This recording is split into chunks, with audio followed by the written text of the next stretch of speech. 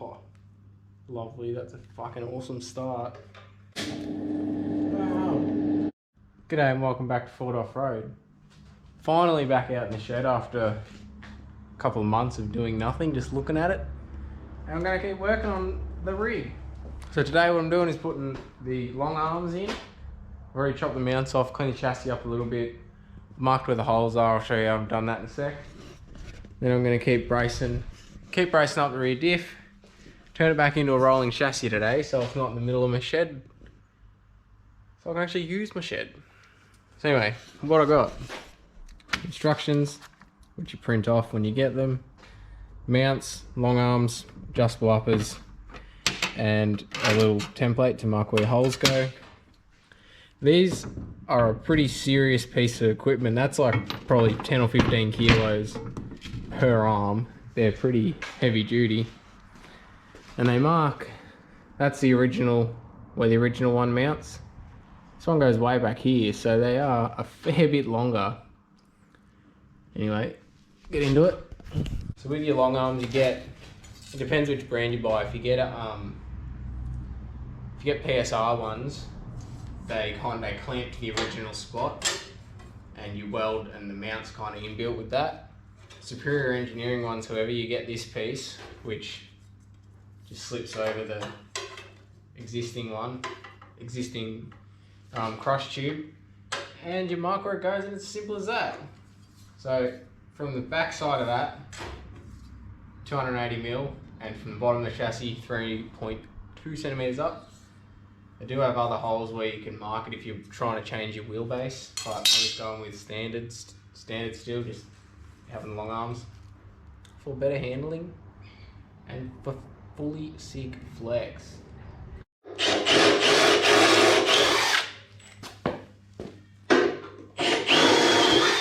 A hole saw, it's the same size as the crush tube,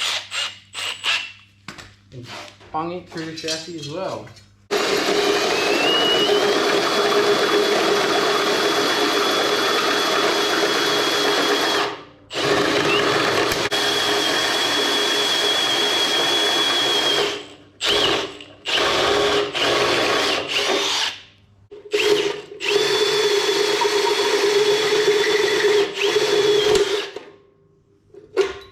Okay, now I've got the holes drilled out and these pass through on both sides, crush tube. I'm going to clean up around the whole area so I can weld the mounts on, or mock it up, tack this in, weld this in, and then weld the mounts on.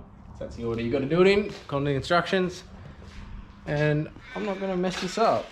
At least I'm not going to not listen to the instructions and mess it up myself.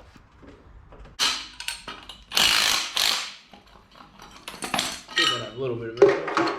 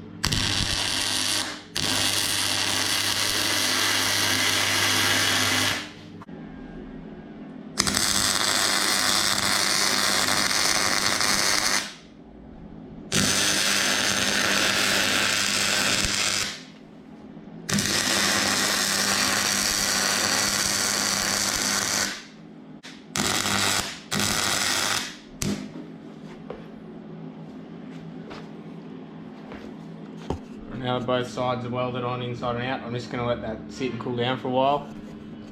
Going to go back to bracing the rear diff up, and then I'll tack the mounts on there. Okay, these have had time to cool now. Definitely long enough to cool. Got a bit distracted. Put these back on with that spacer. Put tacks.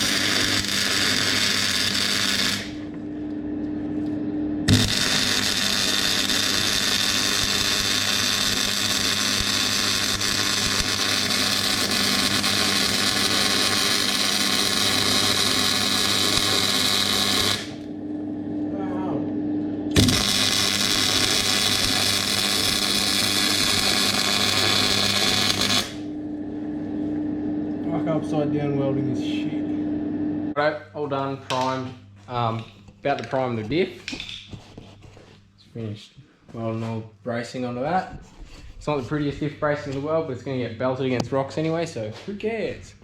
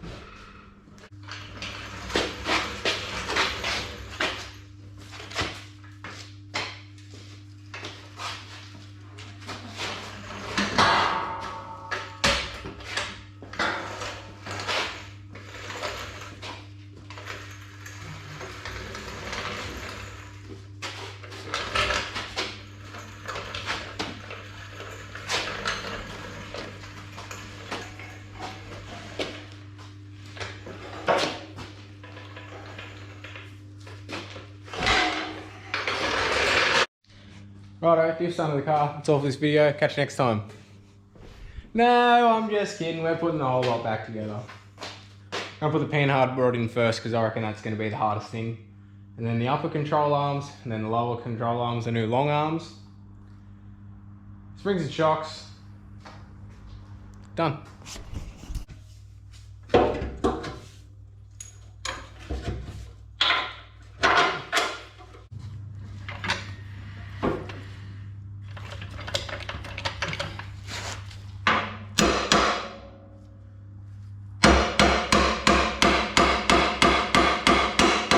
Next I'm going to put the upper arms in. With the adjustable uppers, there is recommended, Superior gives obviously instructions to put their parts in. Depending on what lift you have, they give you different measurements for what they recommend that you have the eye to eye length at when you put it in, and then you can change it from there. So they recommended 374. Pull out a bit. 374.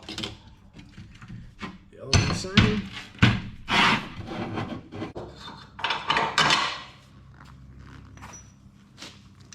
There's no left and right on these.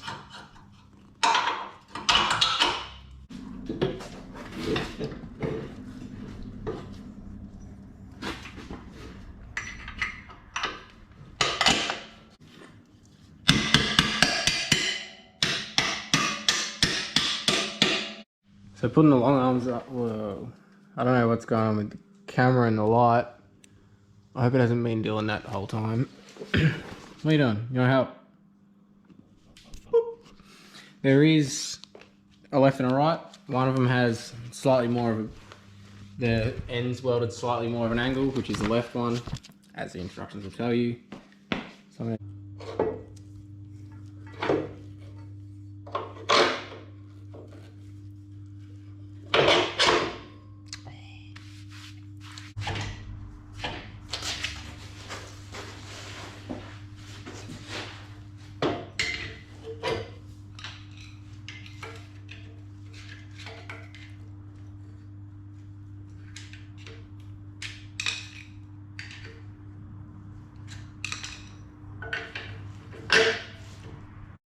Okay, they've all got bolts in them, they're all in, but they're not tight. I'm gonna get the springs and chuck them in, and then put it back on the ground, check the pinion angles, maybe adjust those if I have to. Actually, it's pointless doing that because it's got no bloody weight on it, so I'm gonna wait to adjust the pinion angles until the body's back on and I've built a tray. In the meantime, I'm just gonna put the back suspension back together, and then I'm going to bed because it's getting late.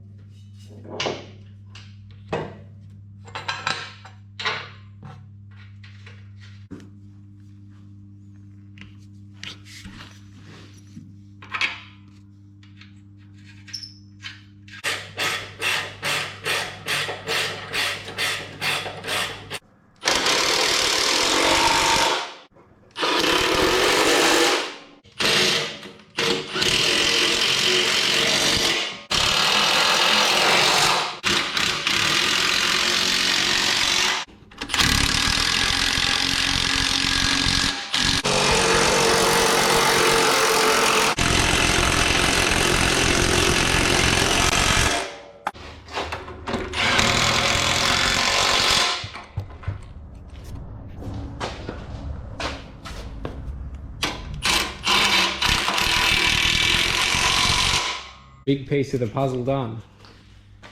Only about 300 more. I reckon the next video is probably going to be the front lower control arm bushes or building the exhaust. Like I said, I'm going to get the inner chassis plates from PSR Suspension. So that's coming up. Lower control arm bushes, exhaust, and then I guess I better get stuck into getting the body prepped for paint. Anyway, hope you enjoyed the video. Thanks for watching. I hope you're enjoying following this build. I'm enjoying building it. Obviously I wouldn't be doing it if I wasn't. One step closer to doing a burnout. No, I just can't wait to drive this thing, to be honest with you. Anyway, thanks for watching. Like and subscribe, and I'll see you next time.